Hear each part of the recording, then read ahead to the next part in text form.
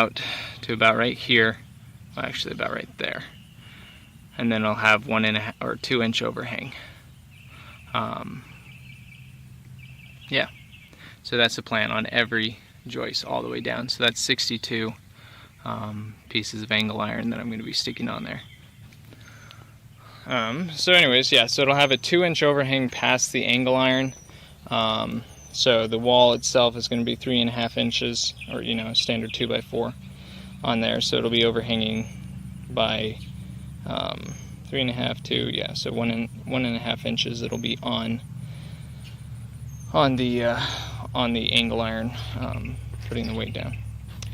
But yeah, so anyways, I've already cut all of these to 108 7/8 and got them laid on there.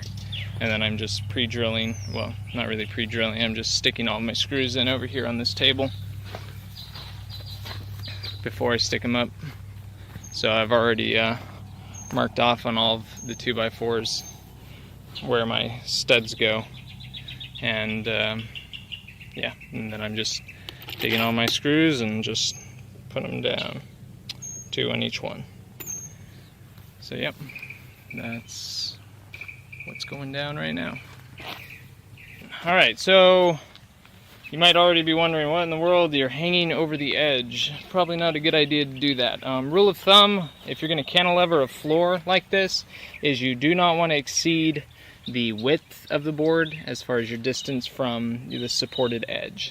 So on a 2x4, 3.5 inches, you would not want to stick your edge over whatever your actual support beam is by 3.5 inches, no more. I'm even scared to put it 3.5 inches over the edge. I would still think that'd be too much weight bearing down on it, and it would eventually bow. And I'm going to be welding on a 3x3 angle iron piece to each joist, underneath each joist. My camera seems to be having some difficulties. So it's not going to be sticking over, but 2 inches overhang on each side. So like I said, max you can do is 3.5 inches. I feel safe with doing 2 inches because I'm not just putting down a 2x4 foundation and building on top of it. I am putting down 1 1/8 inch Advantech OSB, the super floor. You could probably build your house strictly out of that stuff with no 2x4s and it would stand. The stuff weighs 125, 128 pounds per sheet. It's going to be amazing. But yeah, so standard flooring is 3/4 inch or 23/32. It's about like that. Advantech is like that. I mean, it's a super thick, super strong. I could have probably just put the Advantech flooring directly down on top of the metal going across, and it probably would have been pretty firm. But it's much better to over-engineer than under-engineer, so I'm pretty certain that there won't be any problem with doing a 2x4 foundation like this, having a 2 inch cantilevered overhang, and then putting my 1 1/8 inch Advantech on top of that. It's going to be really amazing. You guys will have to wait and see how it turns out.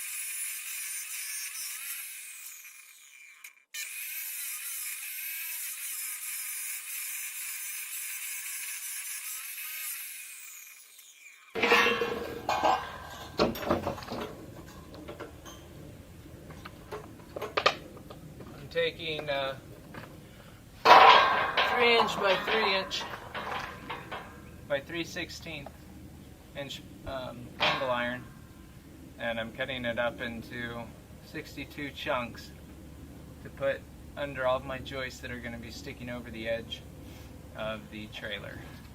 So you see I've got to cut on this side first, and then we'll flip it over and match all the cuts on that side. So very labor intensive. Have the metal suppliers a lot of times do the cuts for you, but it's like $1 a cut. So if you have a chop saw, buy a couple of blades because you're going to burn through them. Alright, so I am drilling through 3/16 angle iron. This stuff tried to get you up high enough so you can see the drilling process. So I'm using titanium coated drill bits from DeWalt. Just so you know, I got a 21 piece set of them all the way up to 1/2 inch is like 25 bucks. I've already drilled through 30 pieces, and I'm not using a pilot hole. But with titanium bits, you want to keep them from getting too hot, because once the coating's gone, it's not going to drill very well. So I've got my little rig here set up. I'm just spraying it, pushing down, rotating pressure on it. When you see the bit start to steam, or you see the metal start to steam that you're drilling into, you know that it's starting to get kind of hot. I'm just using water. I've got a little plastic drop fan lid underneath me. So yeah, just push, spray, push, spray, push, spray. Like I said, I've already drilled through 30 of these, and the bit is still going strong.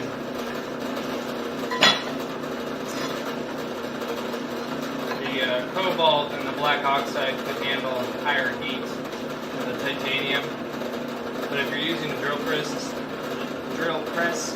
especially, you don't need to worry about high speed so much as just keeping the bit cool. Any kind of friction, no matter how fast you're going, is going to eat away at the coating. But all the bits, they all benefit from using some sort of lubricant. Water's the easiest. It causes rust, but there's no mess, and I can just fill up my little spray bottle like this. Have a little automatic feeding system going. So if you've got the lubricant, it's great. I find this to be pretty quick and cheap.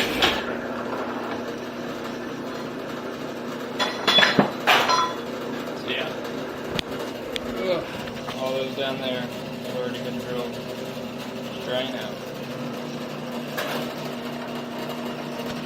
You can get one of these things at any kind of home improvement store. Probably at Walmart too.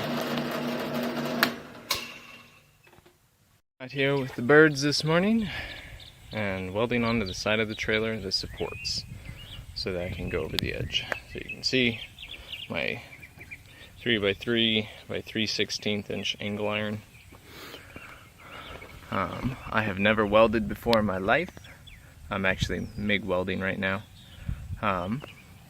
As my my lovely welds can show you. I haven't removed the slag, but they're still pretty rough. So anyways, getting the hang of welding, MIG welding is way easier than stick welding. At least that's what they say. I might try some stick welding as well. But anyways, so I'm just going around just grinding off the paint with my handy dandy grinder. And then I am coming back and basically putting these on the bottom here where I've gotten rid of the paint and just centering them. And then I am holding them in place with a little metal clamp. And then soldering on one side, or welding, sorry, on one side. And then I just keep on doing that all the way down. Once I finish getting them all aligned, then I lift up the deck so I can weld on the top and on the bottom, or on the side. So, just welding all the way around. You can see back here, I've already done it on these. So yeah, so I'll be doing that on both sides. So you can see they're all set up and ready to go. So here's the trailer with all the brackets welded on all the way down. And it's all been bolted up. I haven't cleaned off any of the slag or anything, not until I paint. Come on, camera. There you go. And then I have one of these coated lag screws. They're not galvanized, and they're not lag screws either. They're zip screws or something like that. Anyways, they're about 3 5/8 inches long, so they go fully up into the 2x4. But yeah, so anyways, the deck is adhered down on all sides.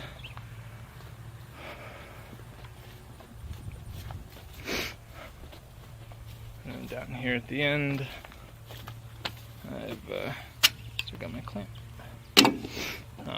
Down here on the end, I had to weld on this little 2.5 inch square angle iron to extend it out so that I could support this corner better. That's just a little spacer piece there. So yeah, so the corner is completely supported on both sides.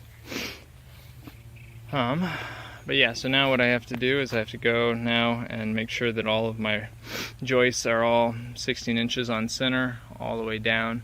I mean, I've obviously done that on the outside, but now I need to go into the middle and screw them into all the 2x4 runners and make sure that they stay 16 inches on center, so when I'm putting down my subfloor, there's no misplacement of the joints. So yeah, lots of screws. And I am doing this all with screws since I'm going into ACQ lumber or treated lumber. I figured I might as well use deck screws, but also I wanted more pulling power than even ring shank nails would give. So it takes a little bit longer, but if I make a mistake, it's easy. I just unscrew it, chop a little bit off, replace it, whatever. It's been much better to use screws in this.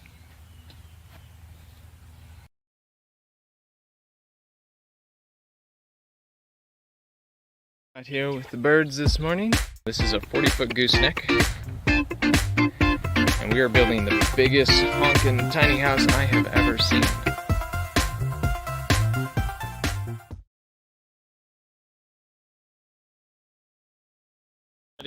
So, picked up my subfloor, the Advantech 1 1/8 inch flooring. That's huge, considering your standard 3/4 is about to right there. So, yep, great stuff. Got 15 pieces of that. They weigh about 125 pounds a sheet, and I got all my lovely foam. It's a mixture of 3/4 and 1 inch pieces. Those are the 1 inch pieces. And then I'm just cutting them to 14.5 inches, or a little bit over that, so they kind of smush in down here for my foundation. And we'll probably put about 1.5 inches down here.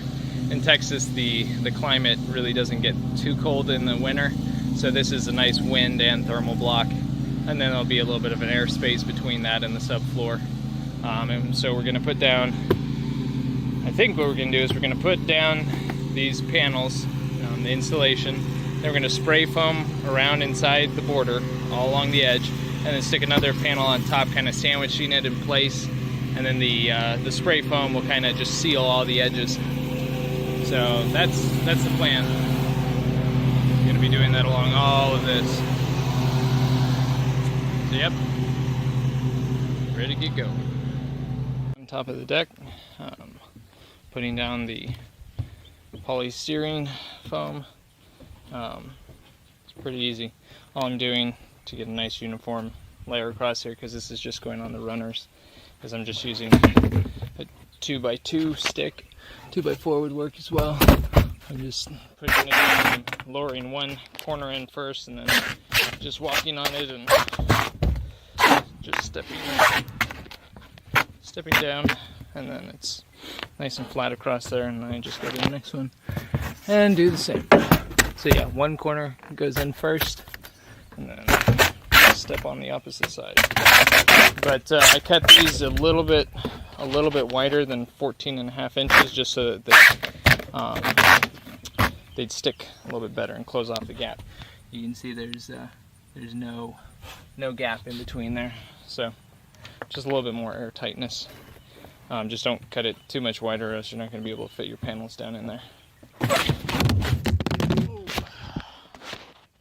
David and I are out here putting the foam down, and so what we're doing is we are putting down one layer with the foil facing down, and then we are coming back and we're spraying with Great Stuff, whatever kind of foam you want, I guess, just along the edges, and then putting down another piece face up, so the foil is up, and just piecing together and smushing it down and then moving on. Got the foam down and spray foam down on it. Just one thing to mention is that when you put the foam down and then put the spray the big stuff or the Great Stuff into it, and then put the other foam down on top of it, it's gonna push out the bottom a little bit. So after you have put that all down, come back after like 3-5 minutes and push up from the bottom, especially along the edges. There wasn't any bulging happening where there were the wood runners, but along the edges especially. And then up here we're putting some braces in between the 2x4s so that there's no rotation of the 2x4. I didn't think there was going to be, but it is recommended. We're just laying them in flat like this. Like I said, I don't think there's going to be a problem with rotation. But yeah, just to make sure that everything stays the right way. So yeah, David is hammering them all into place, and we're just putting them a little bit below what would be flush because they're not actually supporting the subfloor. They're just keeping all the beams from moving. So yeah, about 45 pieces of 14.5 inch. And then coming back with the nail gun and shooting them into place. So we have gotten the Advantech flooring down on one part. We just have it overhanging here, and we're just going to cut it off with a circular saw. It's about 18 inches overhang. And then we'll have a full width piece here, and then another 32 inches. We didn't want to start with a full course piece of 48 inches and then do another 48 inches and then have, I think it would have been like 16 inches just overhanging the edge. That just didn't seem like that would be structurally as good as doing 32 inches, 48 inches, 32 inches. So yeah, there's going to be waste doing it that way, but this is the foundation and you really don't want to take any chances with it. So this Advantech is pretty amazing. You can see the thickness of it. It's almost as thick as a 2x4. It's 1 1/8 Advantech, and like I said, this is overhanging the edge of the 2x4 right here by 18 inches, and yet when I stand on this edge, it doesn't even go down. You can see I'm standing on the edge and it's not even moving.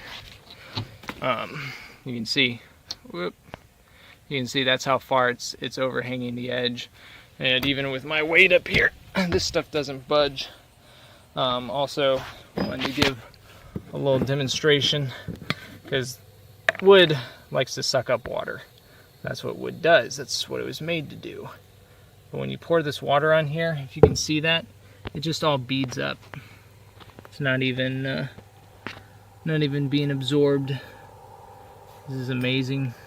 So anyways, this stuff is good flooring. They've got a lifetime warranty with it. As long as you adhere it down and glue it. I think if the whole trailer were to fall apart, this stuff would still be standing.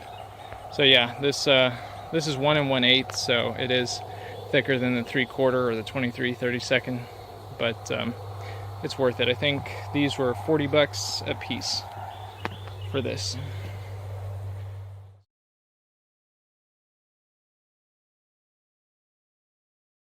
Out here with the birds this morning. This is a 40-foot gooseneck, and we are building the biggest honkin' tiny house I have ever seen.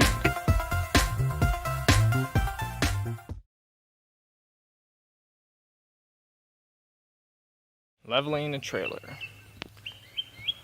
So this thing's 40 feet long and 112 inches wide, and it's really important that this thing is level, because as you can imagine, if you start building on top of it and you're trying to plumb your walls and get everything straight, you'll be plumbing the walls level, and you'll be getting your walls what you think the platform is level, but it's not. And then you're gonna have crooked windows, crooked walls, everything's gonna be all messed up. So you gotta make sure and get the trailer nice and level. So what I've done is I've got these blocks here at the corner. Take that off. So I've got a block there, block there, block there, and block there. And then I've got a string going, a high tension string going across there, pulled extremely, extremely taut. And then I've got my little line level, which is right here. As you can see, I've already gotten it level. But just wanted to kind of point out what I've done. So I've got it level running lengthwise that way and lengthwise this way. And come on, camera, focus. And then I've got it level coming across here. You really need to check everything. So if you level, let's just look at this theoretically. If you level this end of your trailer and jack up this side of your trailer to get it level across here, well, that's great. But now you may have messed up the level running this way, because now that corner's higher, and now maybe this whole line is off. So let's say you come down here and you jack this up to get it in line with that. Well, now this side's going to be messed up. So then you got to jack up this side, and you just have to keep on checking. I don't know if there's a specific method for doing it, but basically what I did was, when I brought the trailer in here, we tried to level it as best as we can. I don't know if you can tell, but the ground slopes like this. Let me get down on the ground so you can see. Okay, you see how high up the trailer is on that side and how low it is here? That's only like, I don't know, 28 inches off the ground there. That's at least 36, if not like 40. So the trailer is quite a bit higher on that side than it is over here. So when we first brought the trailer in, we leveled it as best as we could just to get kind of sight leveled. So you can see on this side, and this is what I did today, but on this side we've got just this little, this is a rock driveway, so I don't need like the 16-inch concrete blocks as my support because the ground doesn't sink right here. But anyway, so let me try to get in the shade. Come on, camera. Anyways, you get the general idea. So anyways, the jacks are down. This side has two little stepping stone pads underneath it. This side's only got one because of the discrepancy in the height of the ground. And then coming down here,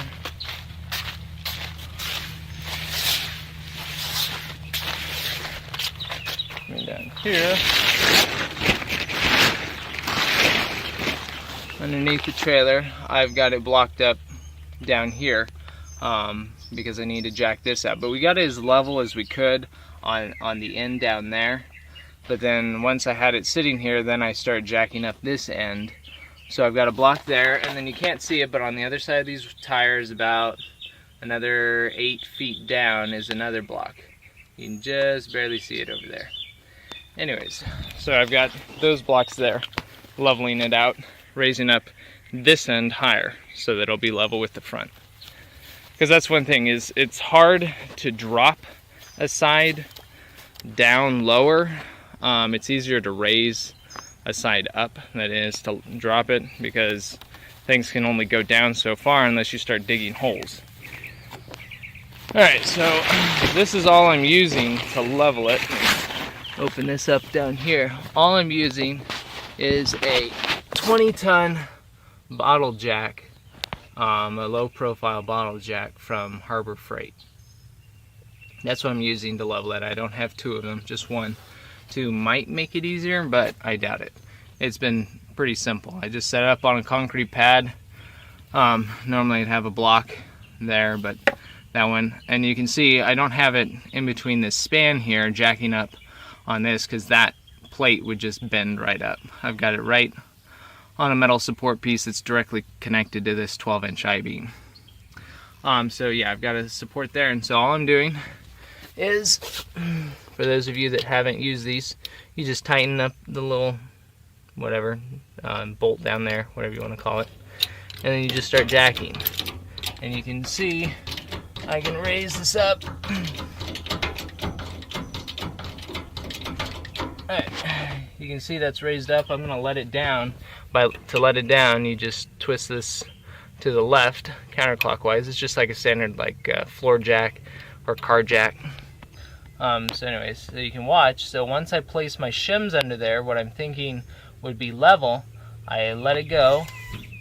You can see it just dropped down on top of my shims.